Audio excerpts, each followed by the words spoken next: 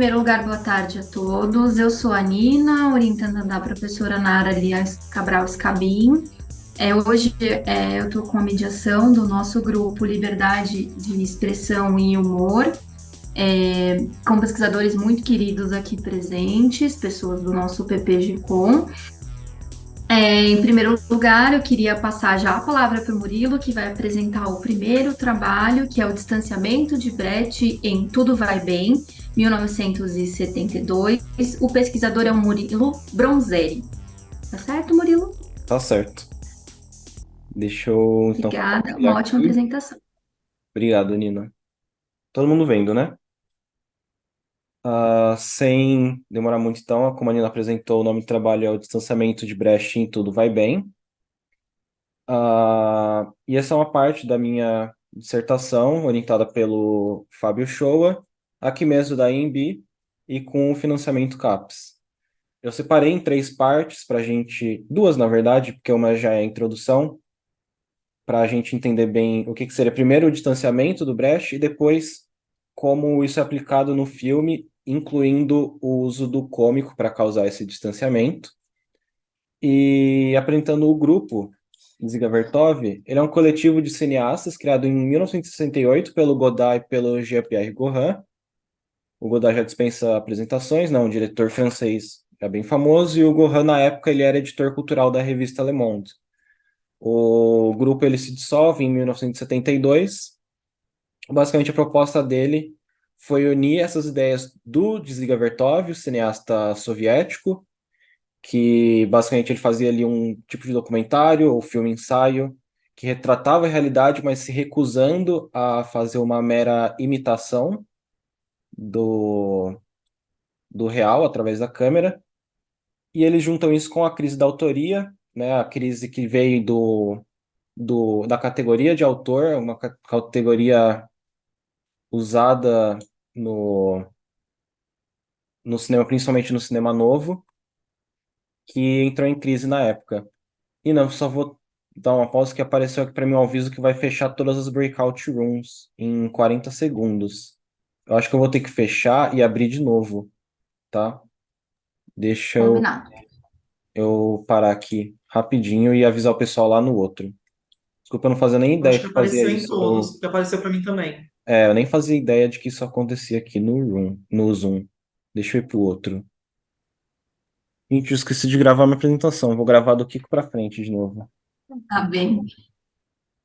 Boa tarde, pessoal. Deixa eu só avisar uma coisa. Minha conexão está bem instável desde o começo do dia. Então, se cair, aí o próximo apresenta e eu ligo a partir daí. Porque eu já trouxe o note do meu filho, já roteei no celular, já fiz um monte de coisa aqui para conseguir apresentar, tá bom?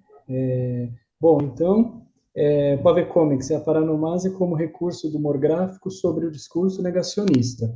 Então, a ideia dessa apresentação, né, nasceu justamente com a jornada extracampo, né? Então, não se trata ainda de um artigo, né? É um artigo futuro. Por enquanto, é um projeto de pesquisa, né? Então, Pave Comics é a página no Instagram, né, na qual eu publico diversas charges, são trocadilhos gráficos, né? Então, durante o período severo da pandemia, fazia muitas dessas charges, né? Então, em cima do discurso negacionista. Conversando até com a Nara na época, agradeço, um abraço, Nara. Ela me orientou, eu falei da ideia, ela me orientou, explicou algumas coisas que eu podia estudar, e aí eu passei as férias estudando, me dedicando para conseguir montar essa apresentação. Então, não tem nada a ver com a minha pesquisa em si que eu venho fazendo no mestrado, né? Então, o objetivo são vários objetivos, né? Então, primeiro, a gente vai reconhecer, né, a paranomase como uma figura estilística de linguagem, né? Então, é uma figura de linguagem, ela faz parte da linguagem, tudo que envolve a definição desse trocadilho. Então, ele é aproximação de sonora, né? Então, as palavras que têm a mesma sonoridade, mas com sentidos diferentes. Só que aqui, no caso, a gente vai usar uma aproximação sonora do texto literário com o visual, né? Um desenho com texto. Aí esse exemplo aí, o rapazinho dizendo máscara, então aproxima da máscara. E como um instrumento de crítica, ela vai se referir aos discursos. Então, portanto, a gente vai posicionar ela como uma produção dialógica. Então, é um humor em cima da notícia. Interdiscursividade, intertextualidade. Não existe um discurso original. Então, sempre uma coisa vai se referir à outra e assim por diante. E a intertextualidade, a relação que os textos possuem, né? Tudo uma corrente interligada, a constituição do todo discursivo, né? Então, tudo faz parte de um conjunto que não tem fim, não tem começo, não tem fim. A gente não consegue definir exatamente. A gente escolhe a partir de onde vai olhar. E junto a isso também estudar o humor e o riso, né? A carnavalização. Eu vou passar agora aqui para o quadro teórico-metodológico. Então, são 6 charges que eu separei. O trabalho vai ter esse caráter reflexivo e exploratório. Então, a gente vai conhecer as 6 charges que mostram um caminho mesmo, um percurso. Desde que a pandemia começou a ser notícia, a noção de quarentena, depois o isolamento, os cuidados, até a ineficácia de certos tratamentos e remédios, até, por fim, a guerra das vacinas. Então, a gente consegue notar esse percurso mesmo de como foi, ou vencendo, né, a pandemia, e os discursos, o que estava rolando no mundo e qual foi, como que a Pave Comics enxergou tudo isso. Então a gente vai usar o Bakhtin, dialogismo discursivo, intertextualidade, a linguagem da paródia e da carnavalização, Terry Eagleton com as referências sobre o humor, as qualidades democráticas do riso, né? Então para se libertar das amarras, né? Então tem toda uma política. O pavê, eu até falo muito brincando, né? O pavê, a piada do pavê, ela pode ser crítica e política, sim. Não se trata só de uma piada besta, né? Stuart Hall, o significado que é sempre negociado e disputado, e a alteridade. Então, a gente lê o discurso do outro. Então, a partir da noção do outro que a gente consegue se reconhecer, se identificar, e o quanto isso é passado até no próprio desenho. Por exemplo, eu peguei esse símbolo aí do logotipo, do emoji, do Pave Comics. Então, assim, conforme tem amigos que eu só mando essa carinha, ele já sabe que se trata de um pavê, já tem um sentido gravado naquilo, né? E os estudos de mídia, processo de mediação, articulações discursivas das narrativas digitais, do Roger Silverstone e o Nick Coder. Muitos desses textos aqui eu tinha estudado também durante a disciplina da Nara, então eu revisitei esses textos para poder também ajudar na base dele, né? Então, foi criado aqui o Círculo do Pavê. Então a gente vai flexionar todos esses preceitos, né, de Bakhtin, todos esses outros que a gente veio conversando, começando ali do lado esquerdo. Nós temos o texto primário, então a notícia quando ela era veiculada. Importante dizer que esse é um recorte específico aqui dos pavês, né, das charges. É claro que existem muitas suportes diferentes com essas articulações, né? Então a gente tem programas de TV, a gente tem charge em jornal. Então aqui se trata exclusivamente de charges veiculadas nessa página, né, na internet, via WhatsApp. Então é bem específico, né? Então o texto primário, em cima dessa notícia que saía na TV, no jornal, na internet, vinha a necessidade do isolamento, né? Então essa é a primeira reação. O texto secundário veio com o deboche. Então deboche, negacionismo, fake news. O pessoal dizendo isolar-se para quê? Então essa era a primeira relação. Eles estavam se relacionando com o discurso anterior.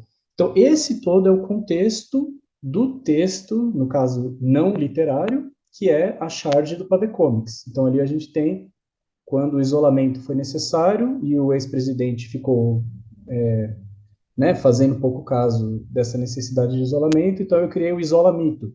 Então não era o isolamento, era o isolamito. Então a gente vê uma aproximação sonora, né, fazendo essa intertextualidade. E o pavê acaba tendo a função de criticar essa reação deles, né? Então é uma crítica e saía em defesa daquele texto primário. Então a gente vê que esse traço autoral, essa interpretação, ela vinha como um ressignificado, ela traduzia e transformava. Então, o discurso ele está sempre, não é bem evoluindo, mas ele segue girando, ele segue criando diversos sentidos. E agora que o recorte das charges, também eu não preciso ficar explicando tudo, acho que é mais legal a gente ir vendo, né? Então, a primeira, com as primeiras notícias de pandemia e evitar o coronavírus, a gente já tinha lá o tiozão de verde e amarelo dizendo vem para a rua, a famosa marcha da doença, né? Então, aqui a gente vê os elementos.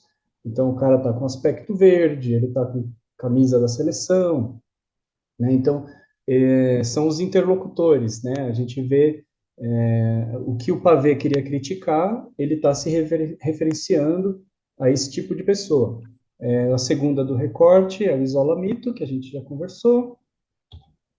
Aqui tem cloro aqui na piscina, então a brincadeira crítica, né, da cloroquina com o cloro aqui na piscina. E aqui a gente vê todos os elementos do verde e amarelo, os gestos, né, as expressões, todo o simbolismo, né, e essa narrativa do contra. O que for necessário fazer é o que eles vão ser contra.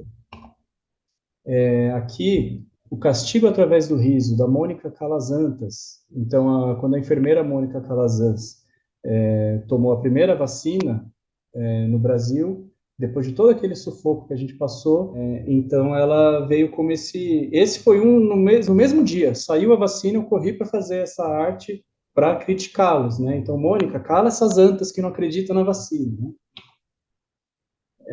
Aqui a gente tem o jacaré, que é o mito, né, da vacina, é o fio de cruz credo com fake news, e o ele não vai Pfizer nada, né? Então, aqui a gente já puxa aquele outro discurso do ele não. Então, ele não vai fazer nada, né? Então, a gente está aproximando não só o sonoro, como outros discursos que já estiveram presentes mesmo antes da pandemia.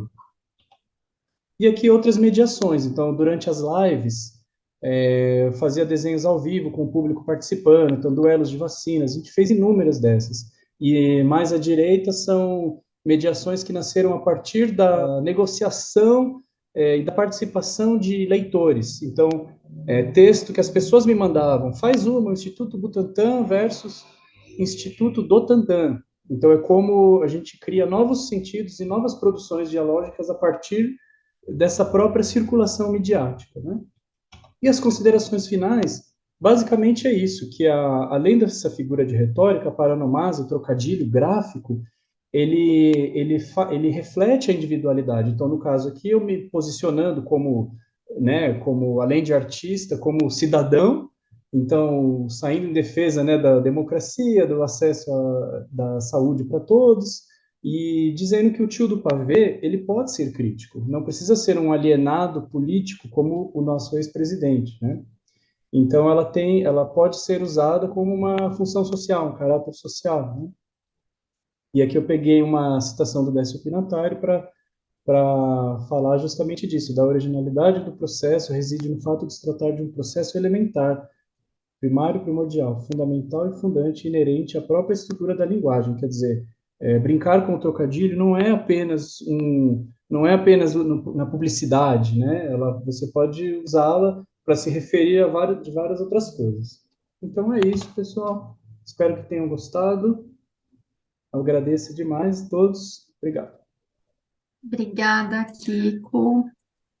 Seguindo aqui a nossa ordem de apresentação, a gente tem agora a Maria Flávia da Costa Wanley, o epistemicídio e genocídios da cultura e reflexos nas narrativas.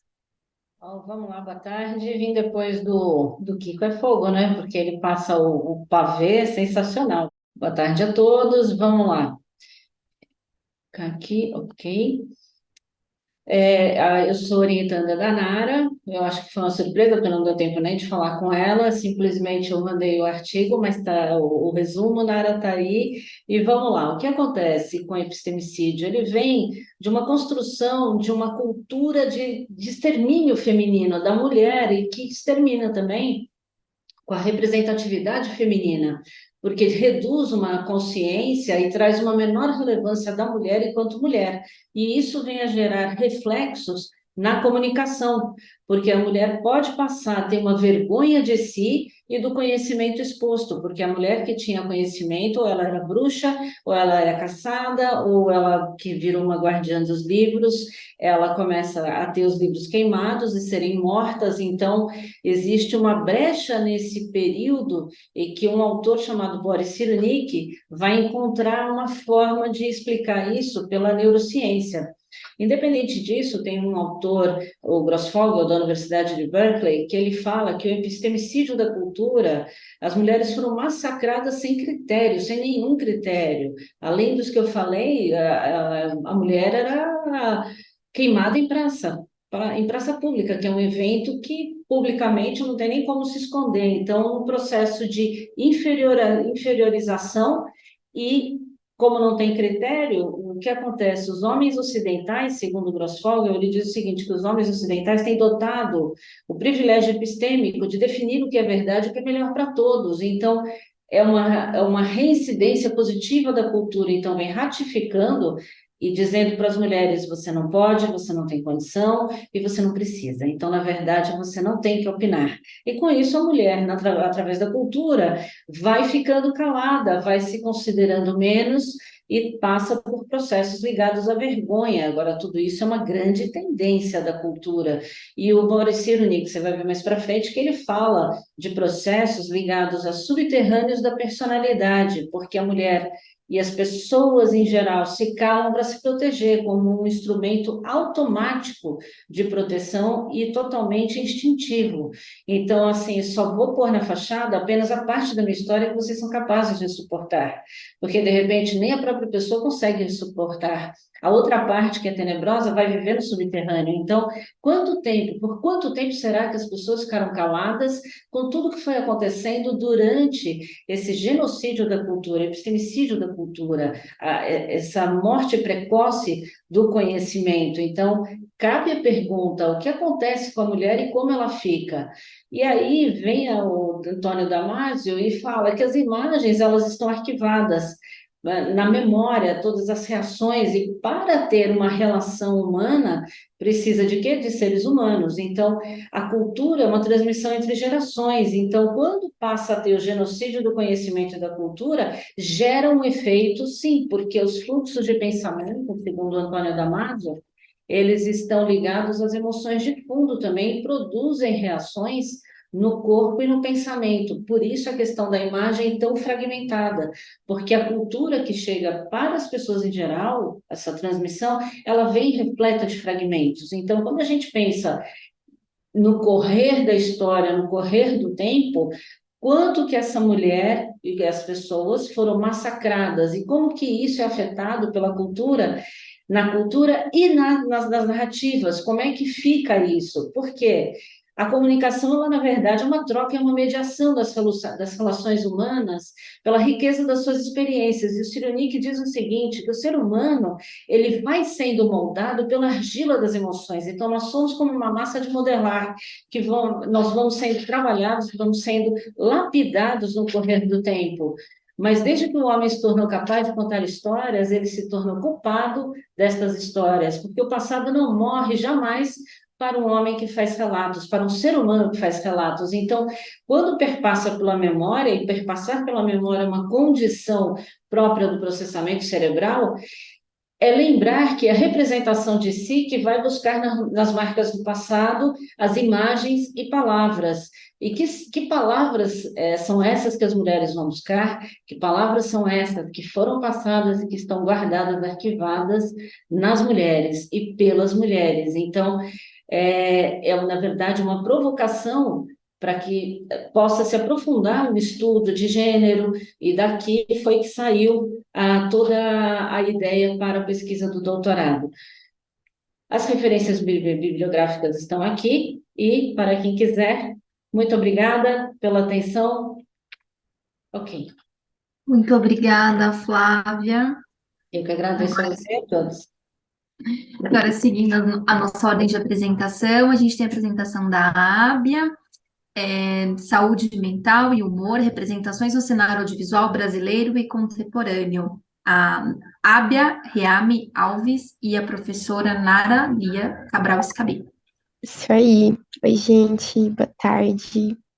Calma aí. Bom, eu vou falar um pouquinho sobre a minha pesquisa de iniciação científica com orientação da professora Nara, na área do humor, e aí a gente fez uma interface, né, dos estudos de humor com a questão da saúde mental.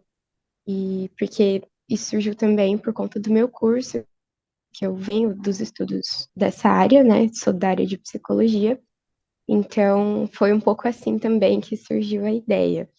E eu vou trazer para vocês um recorte da nossa pesquisa, né? Um levantamento de dados que a gente fez. E, enfim, vou apresentar. Bom, então, por que falar, né, de humor e saúde mental? Segundo os dados da Organização Mundial da Saúde, as pessoas que sofrem com algum transtorno mental, algum sofrimento psíquico, para além desse sofrimento psíquico, elas ainda têm que lidar com barreiras sociais.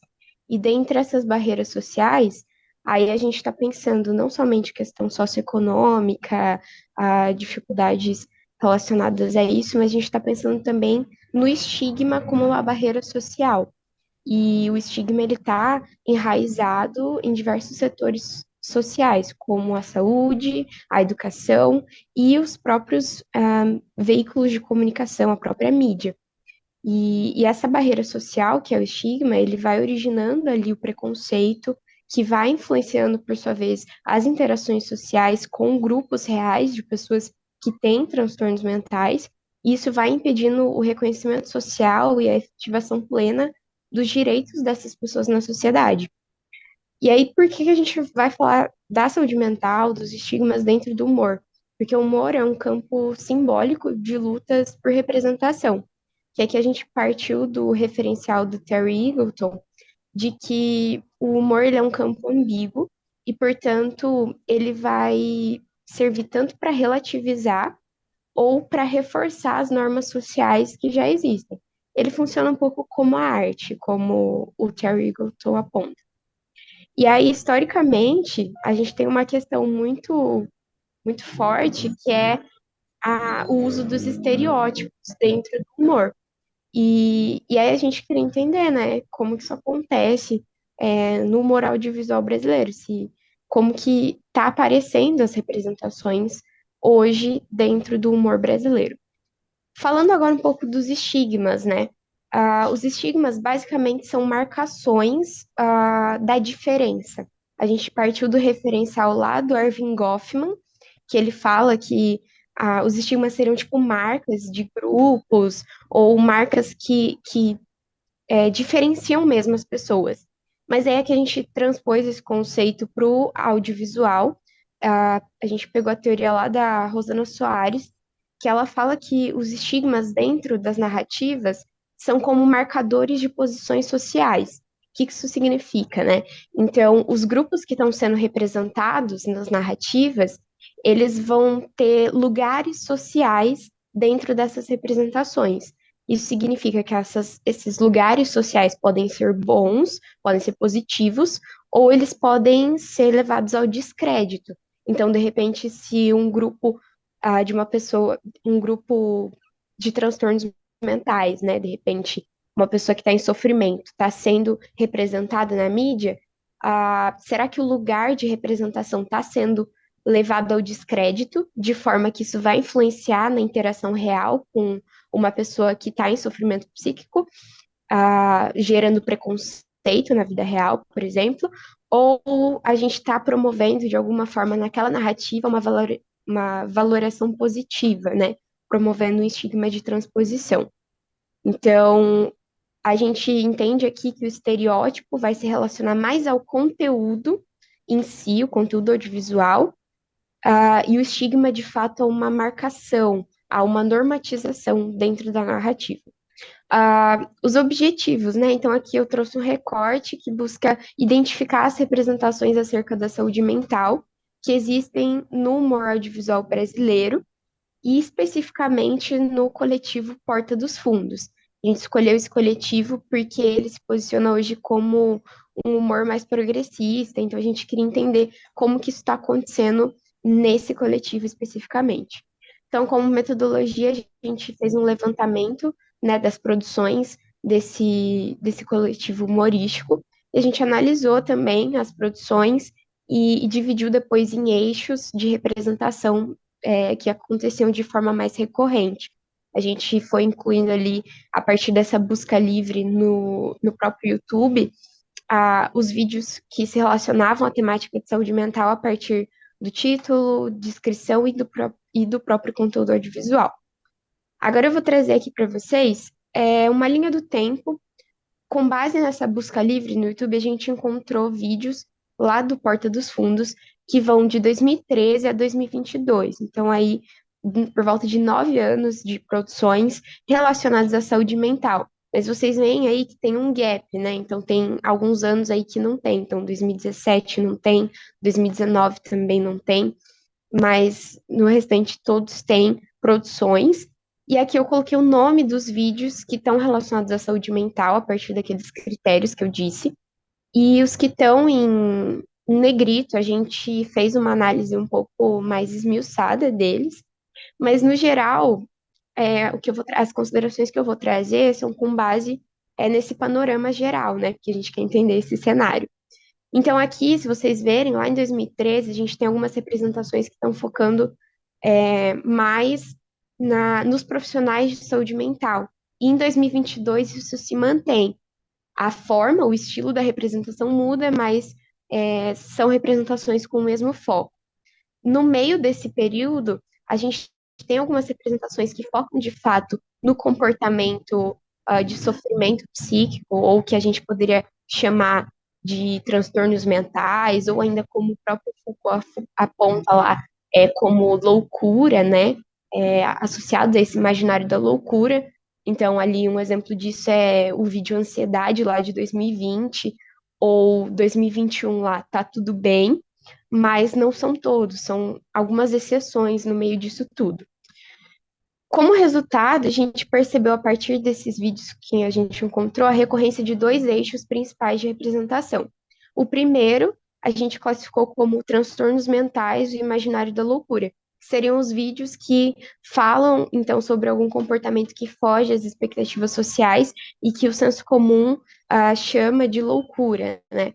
E aí a gente usou lá o referencial do Foucault, da história da loucura, para entender como que se deu essa construção histórica desse processo de adoecimento.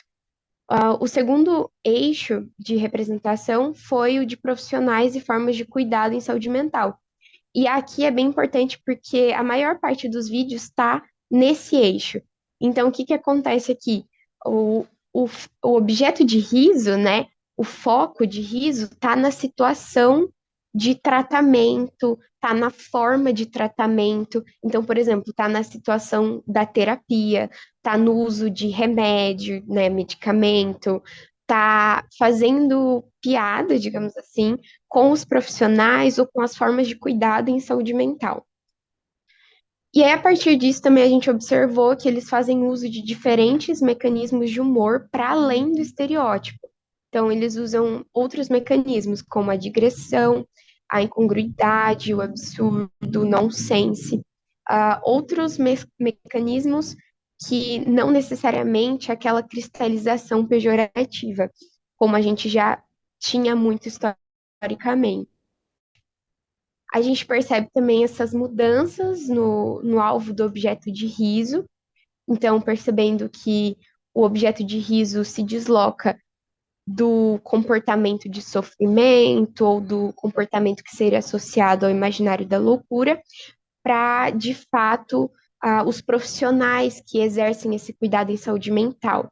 Eles, de fato, os profissionais, as instituições, as formas de tratamento são, de fato, esse objeto de riso.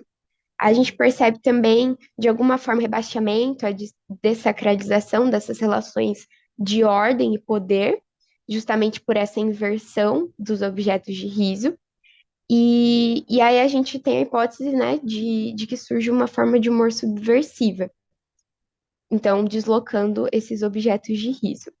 E aí a nossa pergunta principal, a partir desse cenário, desse panorama, é quais os efeitos disso, né? É possível que haja naturalização de comportamentos antiéticos que são colocados como alvo de riso nesses discursos humorísticos? Porque, por exemplo, nos vídeos mais atuais a gente tem lá representações das sessões de terapia, das sessões de, enfim, medicamentos, e nessas sessões de terapia os profissionais fazem comportamentos ali que chegam nesse absurdo.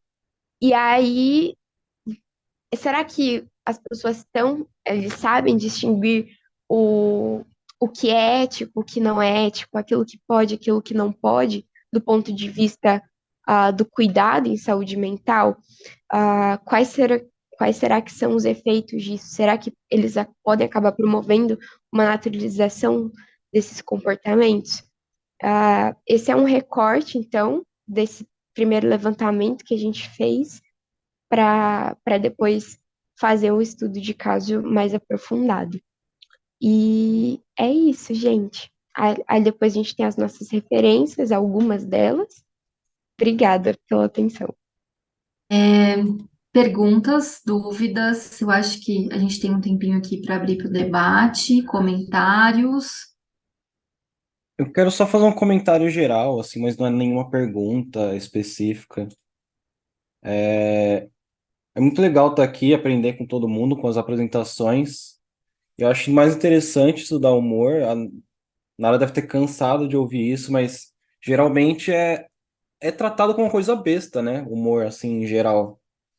É tratado como, é só uma piada. A gente às vezes vê desculpa isso pra quem tá sendo racista, homofóbico, qualquer coisa, assim, preconceituoso.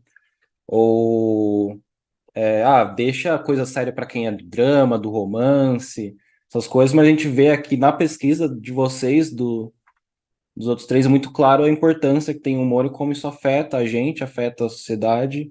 E eu fiquei bem feliz com as apresentações. Parabéns para todo mundo. Acho que eu vou comentar também, Nina. Dá Tá. parabéns aí para todos e todas, que eu não me contenho, mas vou falar pouquinho.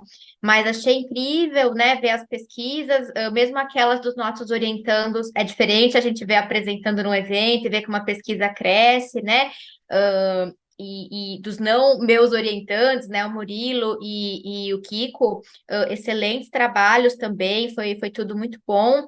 E queria só, concordo com você, Murilo, esse é um aspecto que a gente sempre que estuda humor, que pesquisa humor, ouve, né, que o humor seria um objeto menor, um objeto menos importante, né, tem um historiador importante do humor no Brasil, o mais importante, que é o Elias Tomé Saliba, ele sempre diz isso, quer dizer, né, que ele vai aos eventos e sempre ouve que, poxa, você fica aí estudando essas piadas, né, qual que é a relevância disso e tal, mais no campo da história, né, mas acho que as falas de vocês mostram muito bem a pertinência, a relevância, como é um tema urgente, né? Como é um tema que precisa ser tratado.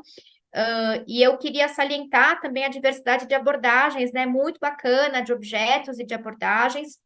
E como acho que todas essas abordagens mostram uma dimensão muito importante do humor e dos estudos de humor, que me parece que a gente precisa considerar, que é a dimensão crítica, né? A dimensão crítica nos nossos estudos e a dimensão crítica nos objetos humorísticos, né? Então, evidentemente, a gente pode fazer piada com tudo, a gente pode fazer a piada com o opressor e a gente pode fazer a piada com o oprimido. Mas essas piadas não necessariamente se equivalem de um ponto de vista político, né? E eu acho que quando o Murilo diz assim, quando as pessoas usam, né, a desculpa de que é só uma piada para fazer um humor racista, e a gente ouve muito isso, né, o tempo todo, e isso atravessa o debate de liberdade de expressão também, me parece que é disso que você fala, né, Murilo? Quer dizer, a gente precisa considerar que, embora possamos fazer piadas sobre muitas coisas, analiticamente a gente precisa diferenciar, né? O que é um humor opressor, o que é um humor criminoso, muitas vezes, né? O que é um humor emancipatório. E acho que todos vocês trazem isso nas falas de vocês de maneira muito relevante, né? E incorporam criticamente, isso que é muito legal, incorporam metodologicamente essa dimensão crítica às análises, né? O Murilo, quando procura observar essa potência ali da paródia, né, Murilo, dos elementos cômicos, a Ábia, quando fala ali, né, faz um estudo de caso do Porta, o Kiko, né, quando analisa ali as charges, e gostei muito de ver as charges também, Kiko, depois a gente conversa, adorei, né, então acho que todos os trabalhos têm isso muito fortemente, a Flávia também traz essa dimensão, né, Flávia, do confronto com o poder, com o silenciamento, né, a liberdade de expressão entra por aí também, quer dizer, o próprio debate da liberdade de expressão precisa ser politizado, né? Porque senão a gente acaba olhando para esse princípio como se ele fosse um princípio inócuo, né? E tem uma dimensão política aí que é bem importante. Então, parabéns, gente, adorei, amei, estou aqui super feliz. Parabéns também à Nina pela ótima moderação da sessão. Gostei que você controlou ali bem o tempo, viu, Nina? Tem que ser assim mesmo. Eu sou meio mole controlando o tempo. Você tem que ser que nem, tem que aprender a ser que nem Verdade, você. parabéns pra Nina também. A gente ainda teve um Eu estava problema no super começo, mas entretida deu aqui tudo com a certo. pesquisa, mas né, eu fiquei super entretida com a pesquisa de todos, e só que o relógio, gente, ele é implacável. Não, a Eu Nina é queria ótima com isso, adorei. Eu queria muito, muito, muito agradecer a presença de todos, a todos os pesquisadores que se dispuseram a estar aqui com a gente nessa tarde de hoje. Eu queria reforçar que eu estou muito contente com todos os trabalhos, com todos os resultados, com as pesquisas que estão nascendo, que já estão em andamento, e gostaria muito de parabenizar a todos.